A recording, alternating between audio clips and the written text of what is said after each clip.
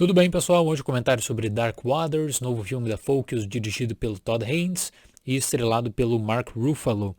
Nesse ano de 2019 nós temos vários artigos de revistas que acabaram virando filmes e temos aqui mais um exemplo. Originalmente uma publicação da revista do The New York Times, O Advogado que Virou o Pesadelo da DuPont. O link está na descrição para quem quiser dar uma olhada. É um filme que causa um impacto muito forte no espectador, claro, por conta da história que é tratada aqui, e acaba promovendo uma reflexão em torno dessa situação e também em torno até mesmo dos hábitos de consumo e de como você acaba lidando com os elementos discutidos aqui. Então a história segue o advogado Robert Bilott, que é interpretado pelo Ruffalo, e em 1998 seria um grande ano para a carreira dele. Ele estava entrando numa das principais firmas de advocacia de Cincinnati, e essa firma servia grandes corporações dos Estados Unidos.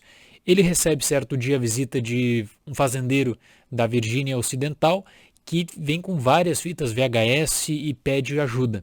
Ele diz que a sua propriedade nunca mais foi a mesma desde a entrada da DuPont na região. Todos os animais dele, por exemplo, morreram em um curto período de tempo.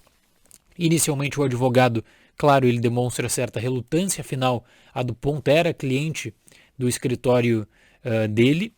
Só que aí, aos poucos, ele começa a entrar no caso, ele começa a notar algumas discrepâncias, e aí o filme entra numa crescente extraordinária. Você tem o descaso da DuPont com a vida humana e com a questão em torno do PFOA, e um ácido inicialmente desenvolvido na década de 1930 para a indústria, só que acaba chegando no dia a dia através de uma grande invenção, que seria o Teflon. E a partir do Teflon, querendo ou não, que o filme cria uma conexão com o público, porque, claro, você tem alguma coisa de Teflon em casa, você tem uma frigideira de Teflon.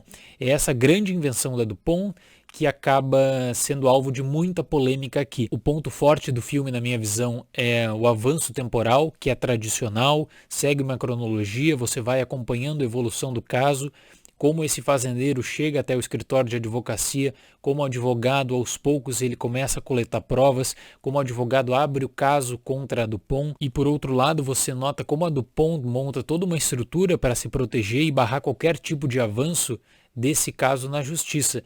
Como uma empresa bilionária que basicamente financiava boa parte das pesquisas na área, tem esse aparato para burlar as mediações e até mesmo fixar níveis de segurança. Então o filme ele trata isso de uma maneira extraordinária. Dark Waters tem uma paleta de cores que sempre puxa para o azul escuro.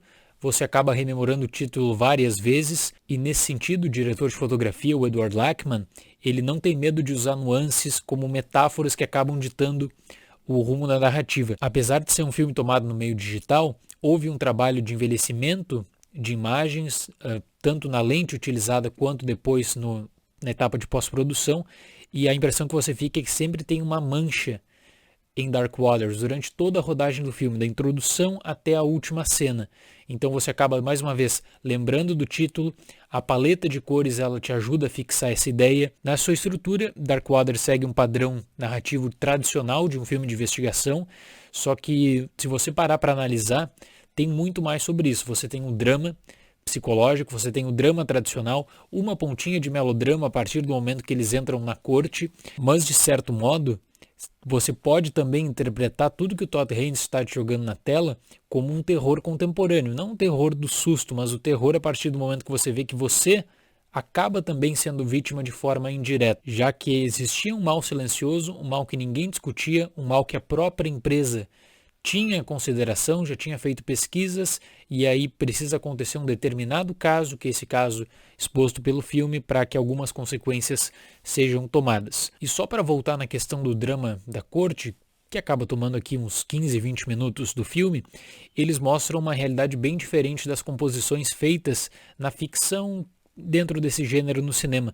O filme ele não tem medo de colocar DuPont como antagonista. E aí aos poucos você tem provas irrefutáveis sobre a PFOA. Existiu todo o cuidado de cercar o filme junto de estudos acadêmicos para justamente passar credibilidade. E eu acho que essa marca também é uma marca permanente de Dark Waters. Segue o artigo original publicado na revista do The New York Times e segue a linha de credibilidade da pesquisa científica.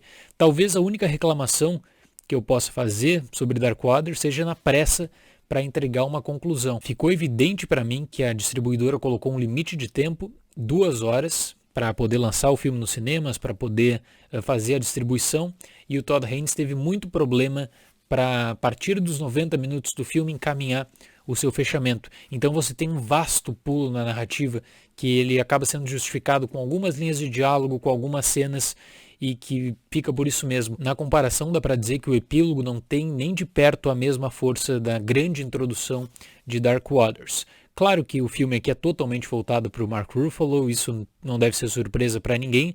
Eu fiquei um pouco surpreso na forma como a personagem da Anne Hathaway é basicamente descartada da tela. Ela é o ponto seguro para palavras de conforto, nada mais que isso.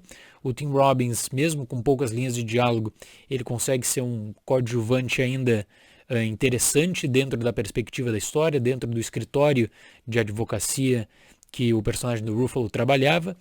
E, para fechar, Dark Waters é um filme muito importante. Se tem um longa desse ano de 2019 que vai fazer com que você saia da sessão super curioso e que abra o Google de cara, esse filme é Dark Waters. Eu tenho certeza que ele traz muitas questões para o espectador e ele atiça a sua curiosidade. Então vou fechar com uma nota 8, um grande filme, mais um grande filme nesse grande ano de 2019, ok? Muito obrigado pela atenção, até o próximo vídeo e tchau!